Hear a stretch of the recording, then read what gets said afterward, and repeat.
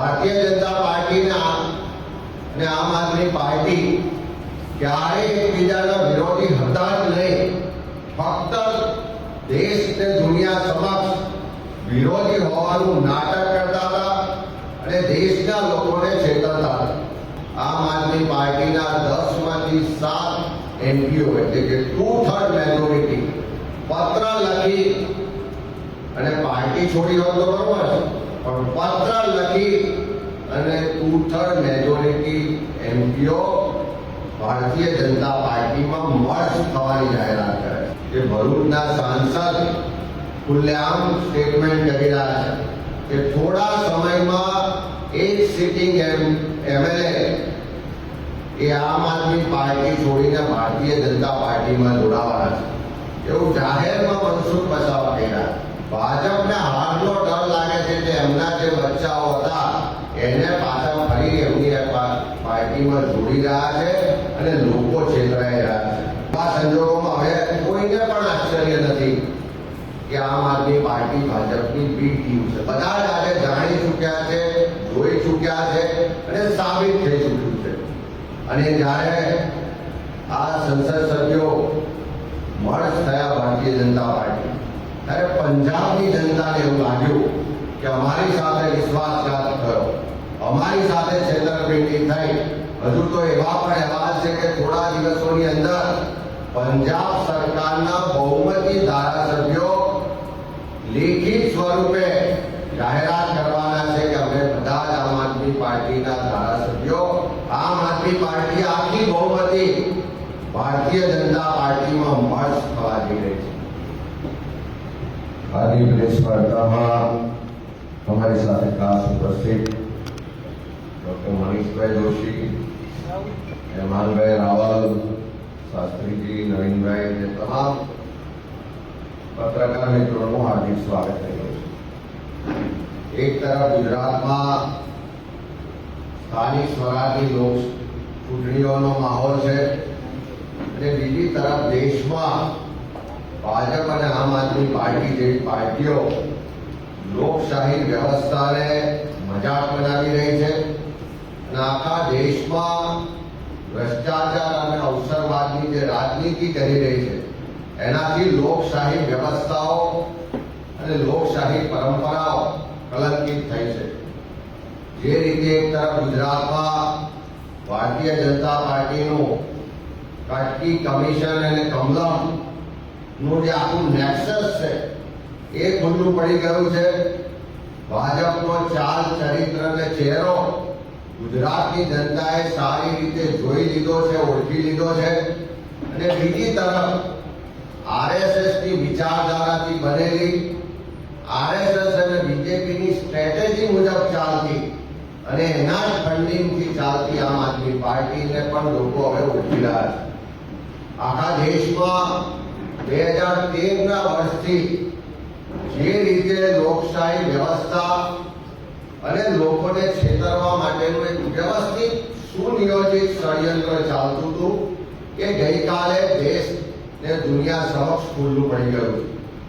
Bharatiya Janata party અને આમ આદમી party ક્યારેય એકબીજાના વિરોધી હતા જ નહીં, ફક્ત દેશ ને દુનિયા સમક્ષ વિરોધી હોવાનું નાટક કરતા હતા અને દેશના લોકોને છેતરતા હતા.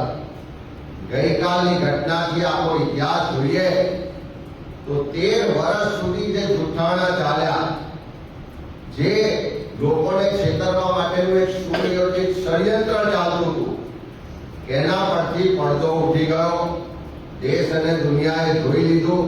ત્યારે ગુજરાતના લોકો આઘાતની લાગણી સાથે આ આખી જે ઘટના છે એને જોઈ રહ્યા છે. અને એટલા જ માટે જ્યારે આખી ઘટનાના ઊંડાણમાં જઈએ તો આખી જે ષડયંત્રનું જે સુનિયોજિત પ્લાનિંગ હતું એને આપણે જાણી શકીશું.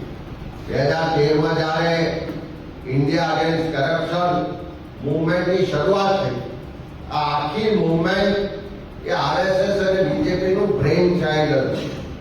અને એના અંતર્ગત જ અન્ના હજારેજીને પ્રોજેક્ટ કરવામાં આવ્યા. પડદા પાછળ કોણ લોકો હતા, શું એજન્ડો હતો, કેવી રીતની આગળની રણનીતિ હતી, કરી કે આખું પ્લાનિંગ આરએસએસ નું હતું. આખા દેશમાં કોંગ્રેસને સત્તા પરથી દૂર કરવા માટેનું એક આખું પ્લાનિંગ કરવામાં આવ્યું. અને એ જ રીતે આપનો જન્મ આરએસએસ બીજેપીની વિચારધારાથી એના પ્લાનિંગથી થયો.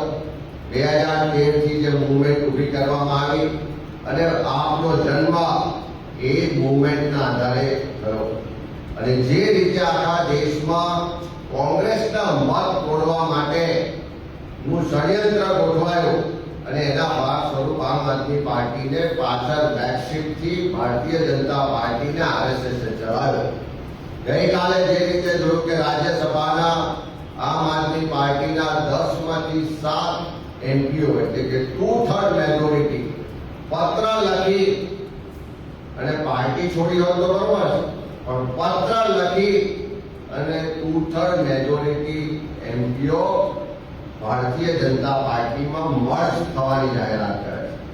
એ આખા દેશ માટે, દેશના લોકો માટે આઘાતજનક ઘટના, પણ ઊંડાણમાં જોઈએ તો કોઈ આજકાલની ઘટના નહીં, પણ પહેલેથી રચાયેલું જે વ્યવસ્થિત ષડયંત્ર હતું એના ભાગ સ્વરૂપ આ કાર્ય થઈ રહી છે.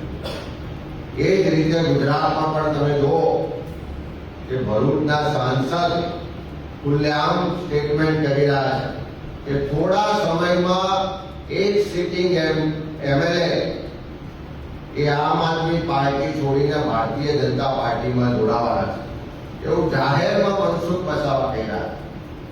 સૌરાષ્ટ્રના એક ભાજપના નેતા જાહેરમાં ભાષણ કરી રહ્યા કે તમે આપના લોકોને જીતાડશો તો થોડા દિવસમાં એ ભારતીય જનતા પાર્ટીમાં જોડાઈ જવાના છે, એમાં કોઈ શંકાને સ્થાન નથી. એટલે ભારતીય જનતા પાર્ટી હવે ખુલ્લેઆમ કહી રહી છે કે આમ આદમી પાર્ટીના લોકો એ અમારા લોકો છે અને આવનારા દિવસોમાં અમારી સાથે જોડાવાના. એટલે ભાજપ આખી જે રણનીતિ મુજબ ચાલી રહી છે કે આખા દેશમાં જે રાહુલ ગાંધીજી કોંગ્રેસનું વર્ચસ્વ વધતું જાય છે, લોકો ભાજપથી વિરોધ થતા જાય છે. 2029માં દેશમાં સરકાર બદલાવાનું સુનિશ્ચિત છે. ભાજપને હારનો ડર લાગે છે કે એમના જે બચ્ચાઓ હતા એને પાછા ફરી એમની પાર્ટીમાં જોડી રહ્યા છે અને લોકો છેતરાઈ રહ્યા છે. કોંગ્રેસ પાર્ટીએ છેલ્લા 12 વર્ષથી સતત કીધું કે આમ આદમી પાર્ટીએ ભાજપ આરએસએસ નું બચ્ચું છે, ભાજપની બી ટીમ છે. કોંગ્રેસના મત તોડવાની રણનીતિના ભાગરૂપે ગુજરાતમાં એને લોન્ચ કરવામાં આવી છે. 2013 થી તો લોકો ભ્રમિત હતા, પણ 2022ની ચૂંટણીમાં લોકોને સ્પષ્ટ ખ્યાલ આવ્યો કે આમ આદમી પાર્ટીએ ભાજપની બી ટીમ છે. સરકાર વિરોધના જે મત છે, એન્ટી ઇન્કમ્બન્સીના જે મત છે, એને તોડવા માટેનું એક આ વ્યવસ્થિત પ્લાનિંગથી એને સપોર્ટ થઈ રહ્યો. એવા સંજોગોમાં હવે કોઈને પણ આશ્ચર્ય નથી કે આમ આદમી પાર્ટી ભાજપની બી ટીમ છે. બધા જ આજે જાણી ચૂક્યા છે, જોઈ ચૂક્યા છે અને સાબિત થઈ ચૂક્યું છે. અને જ્યારે આ સંસદ સભ્યો મર્જ થયા ભારતીય જનતા પાર્ટી, ત્યારે પંજાબની જનતાને એવું લાગ્યું કે અમારી સાથે વિશ્વાસઘાત થયો, અમારી સાથે છેતરપિંડી થઈ.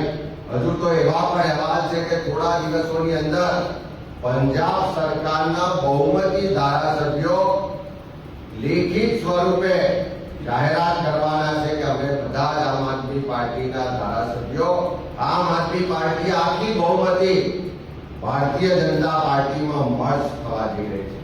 એટલે પંજાબના લોકો તો છેતરાયા, પંજાબના લોકો સાથે તો વિશ્વાસઘાત થયો, પણ હું આ પ્રેસના માધ્યમથી ગુજરાતના લોકોને વિનંતી કરવા માંગુ છું કે તમારી સાથે વિશ્વાસઘાત ના થાય, તમારી સાથે છેતરપિંડી ના થાય, એનું ખાસ ધ્યાન રાખજો. કારણ કે આવતીકાલે જ્યારે આખા ગુજરાતમાં મતદાન થવાનું છે, ત્યારે ક્યારે સરકાર સામેનો બધાને વિરોધ છે.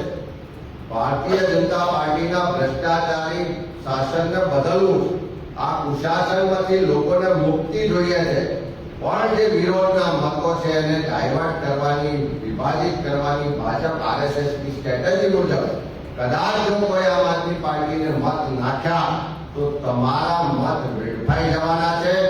જે વિશ્વાસઘાત છેતરપિંડી પંજાબના લોકો સાથે થઈ એવી છેતરપિંડી વિશ્વાસઘાત ગુજરાતના લોકો સાથે ના થાય એની વિશેષ કાળજી ગુજરાતના લોકો રાખે એવી વિનંતી પણ કરીએ છીએ। જ્યારે આખા ગુજરાતમાં પરિવર્તનનો સંઘર્ષ થઈ ચૂક્યો હોય, ગુજરાતના મતદારો પરિવર્તન માટે મતદાન કરવાનો સંકલ્પ લઈ ચૂક્યા હોય, ત્યારે પરિવર્તનનો સંકલ્પને કોંગ્રેસ જ વિકલ્પ એકમાત્ર કોંગ્રેસ પાર્ટી છે જે ગુજરાતના લોકોના હક અધિકાર માટે હંમેશા લડી છે। ગુજરાતમાંથી આ ભ્રષ્ટ શાસનને દૂર કરવા માટે હંમેશા અવાજ ઉઠાવ્યો છે અને આ એ જ કોંગ્રેસ પાર્ટી છે જે ગુજરાતના લોકોના વિકાસ અને ખુશહાલી માટે હંમેશા કામ કરતી આવી છે। ગાંધી, નહેરુ અને સરદારની આ કોંગ્રેસ પાર્ટી એકમાત્ર ગુજરાતમાં વિકલ્પ છે એ વાત આજે લોકો સમક્ષ પ્રસ્થાપિત થઈ ચૂકી છે। અને મારે ખાસ કરીને આખા દેશમાં અને ગુજરાતમાં જે લોકશાહીની મજાક બનાવવામાં આવી રહી છે, જે લોકશાહીને કલંકિત કરવામાં આવી રહી છે, જે રીતે પ્રજાનો જનાદેશ, પ્રજાનો વિશ્વાસ કેળવી આખી પાર્ટી ભારતીય જનતા પાર્ટીમાં મર્જ થઈ જાય અને આરએસએસ બીજેપીનું જે બ્રેઇન ચાઇલ્ડ હતું, જે મુવમેન્ટ હતી, એમાંથી ઊભી થયેલી આમ આદમી પાર્ટી આખા દેશમાં આવનારા દિવસોમાં કદાચ એવું પણ બને કે અરવિંદ કેજરીવાલ સહિત આખી આમ આદમી પાર્ટી ભાજપમાં મર્જ થઈ જાય એવા સમાચાર આવે તો કોઈ આશ્ચર્યજનક નહીં હોય। એ દિવસો દૂર નથી કે જ્યારે આવું બની શકે। જેમ ગુજરાતમાં સ્ટેટમેન્ટો થઈ રહ્યા છે કે આમ આદમી પાર્ટીના એક ધારાસભ્ય થોડા સમયમાં ભાજપમાં જોડાવાના છે, સૌરાષ્ટ્રમાં સ્ટેટમેન્ટો થઈ રહ્યા છે કે ભાજપની અંદર જે લોકો જોડાવાના છે એને કદાચ તમે મત આપશો આમ આદમી પાર્ટીમાં તો પણ અમારી સાથે જોડાવાના છે। એનો સ્પષ્ટ મતલબ છે કે આમ આદમી પાર્ટી જે ભાજપની બી ટીમ છે, એવું અમે વારંવાર કહેતા હતા કે આજે સાબિત થઈ ચૂક્યું છે।